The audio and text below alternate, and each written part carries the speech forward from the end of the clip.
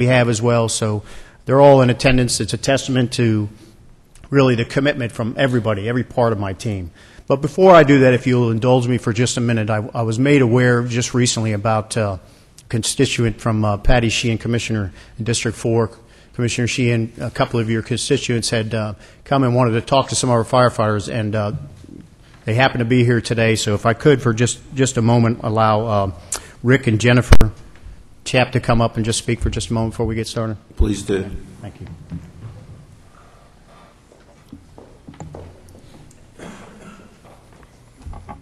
Thank you, Chief Miller. Mr. Mayor, City Commissioners, thank you for giving us this opportunity to speak today. You're about to hear from the Orlando Fire Department with an update on its fire-based transport system. We are here as citizens of Orlando to put a human face on the proof that this system works. On February 27th of this year, for us, the fire-based transport system made the difference between life and death when my husband Rick suffered a sudden cardiac arrest. We are so thankful to Fire Station 6, Shift B in District 4 for saving Rick's life. I count each and every day since as a gift from God made possible by Lieutenant Trent Johnston and his 6-man crew of Fire Station 6. Here's our story about how the system and the chain of survival worked perfectly. The chain of survival has 4 official parts, but in our case it had a 5th part. One of our beloved cats, Buddy, no offense, Mayor. I'm sure that's coincidental. On that morning, I was in my home office on the phone with a client, but Buddy sensed something was terribly wrong and was meowing and jumping to get my attention. Fortunately, he did. I picked him up to relocate him, only to find Rick gasping for air on the kitchen floor. I immediately dialed 911.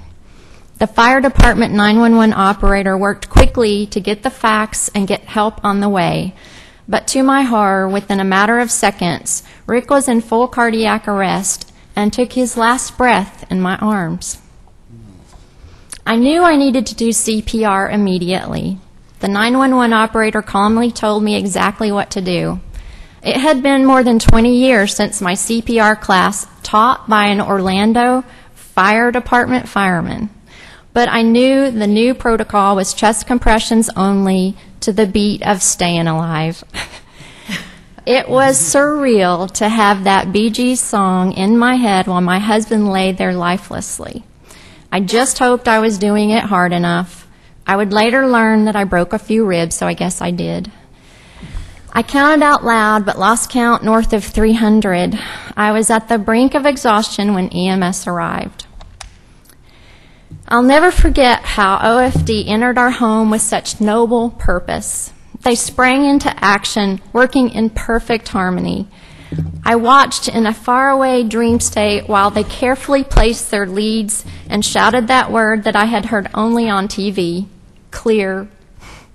I closed my eyes, and then I heard the most amazing words ever. We got a heartbeat. They had successfully restarted Rick's heart. They intubated Rick and started bagging him to keep him alive for his trip to the next length of the survival chain, advanced medical care.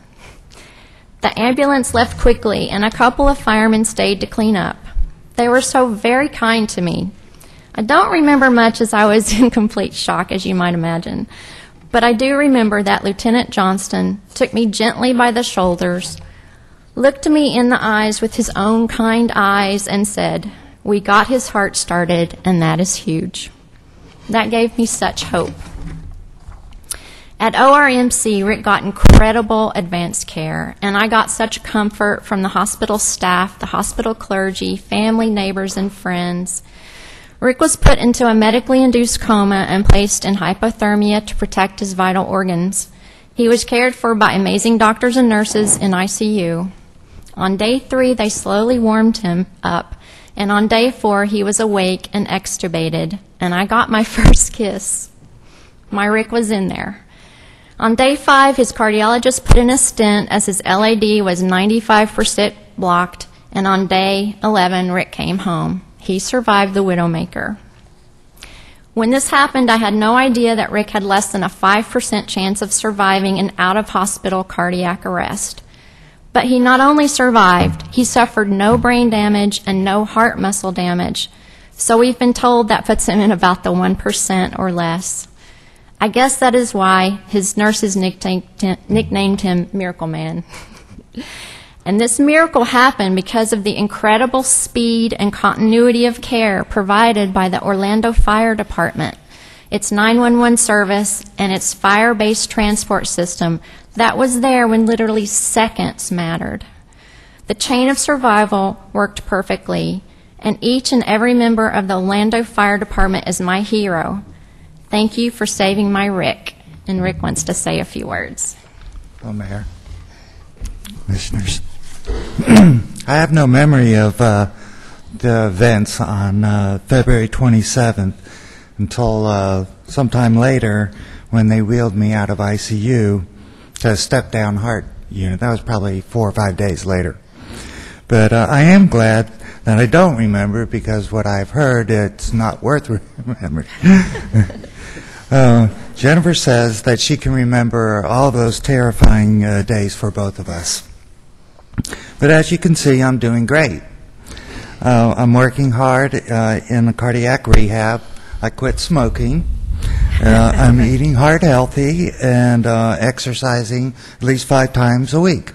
That's a total life change for me. But all new habits to make the most of my second chance at life.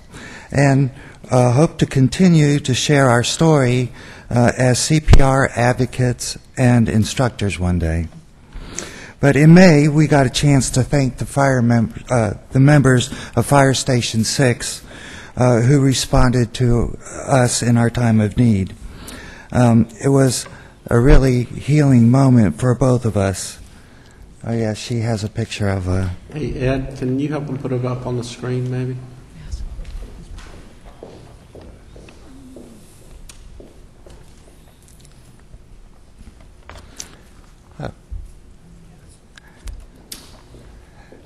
So I was saying, this was such a healing moment for both of us, and we learned that there are very few code saves, and I just happened to be one of them.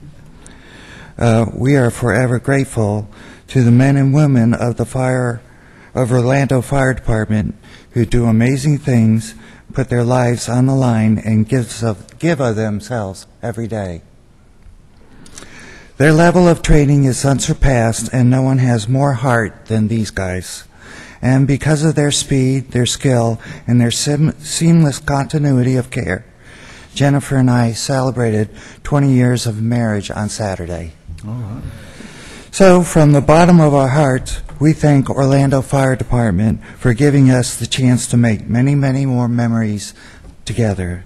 And thank you, Orlando City Council, for supporting the great works of the Orlando Fire Department, for providing incredible emergency services to our community, and for letting average citizens like us share our story.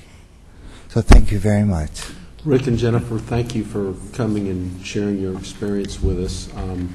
Our fire department is one of 60 fire departments in the entire country that have an ISO rating of 1. That's 60 out of 50,000 fire departments. And the stat that I always use to bring home what does it mean to have an ISO rating of 1 is basically your story, that our cardiac save rate is 3 times the national average. And to have you so poignantly point out what difference that makes, thank you for coming and doing that. Commissioner Ortiz and I had a similar